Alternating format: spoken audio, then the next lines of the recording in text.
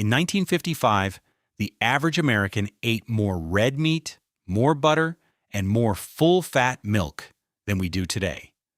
They didn't count calories. Most people had never heard the word diet. And yet, obesity was rare. Not uncommon, rare.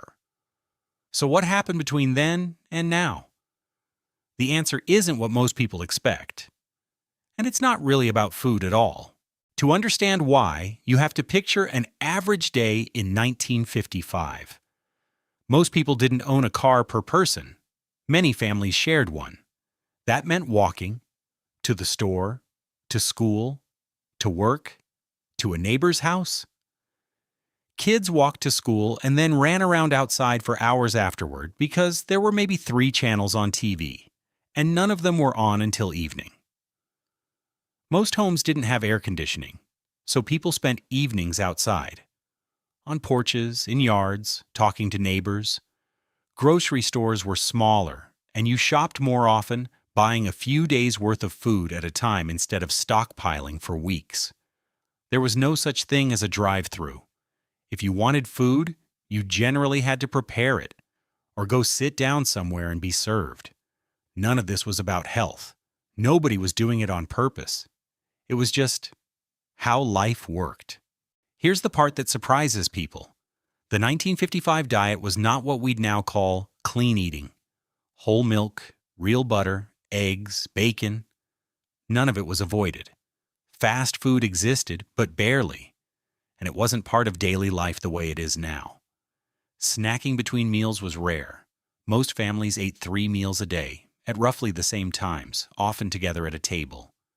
Portions were also simply smaller. A 1950s soda came in a 6.5-ounce bottle.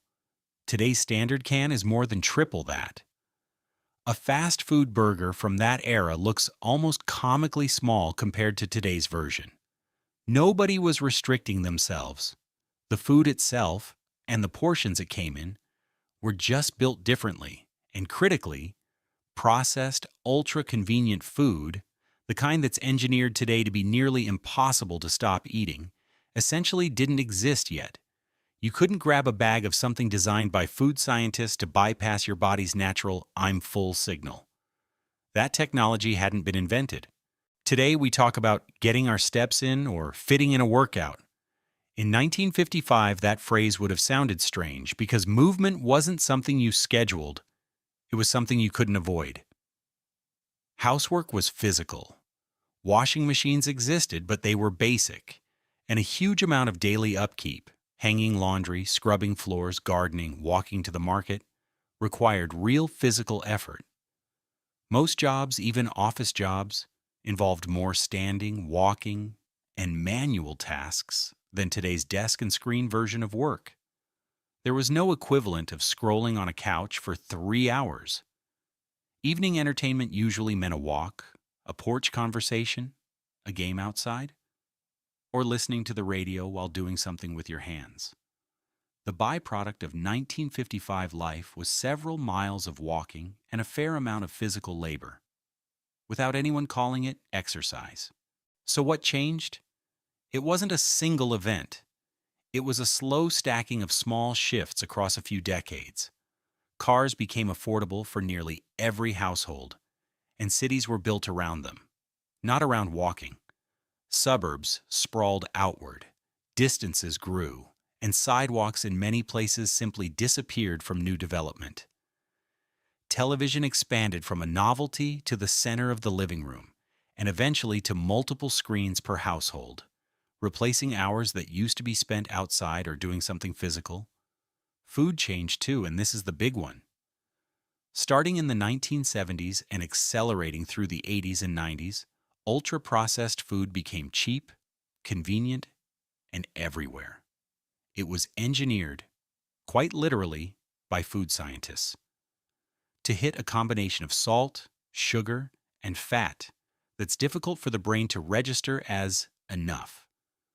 Portion sizes at restaurants and in packaged goods grew steadily larger, and eating between meals shifted from rare to constant, and work changed.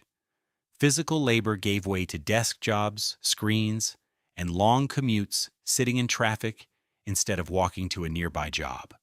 None of these changes were dramatic on their own, year to year, but stacked across 40 years, they added up to a completely different daily calorie balance. Thousands of fewer steps a day, and hundreds more easily available calories for the average person. Here's the reassuring part. None of this means you need to move to a 1950s house with no air conditioning or give up your car. The lesson isn't nostalgia for its own sake. It's noticing what actually made the difference. It wasn't willpower. The average person in 1955 wasn't more disciplined than the average person today. They simply lived inside a set of daily habits. Walking as transportation, eating at set times without much snacking, smaller portions, and food that hadn't been engineered to be irresistible. That quietly did the work for them. And that's actually good news because it means the goal isn't some extreme diet or punishing workout plan.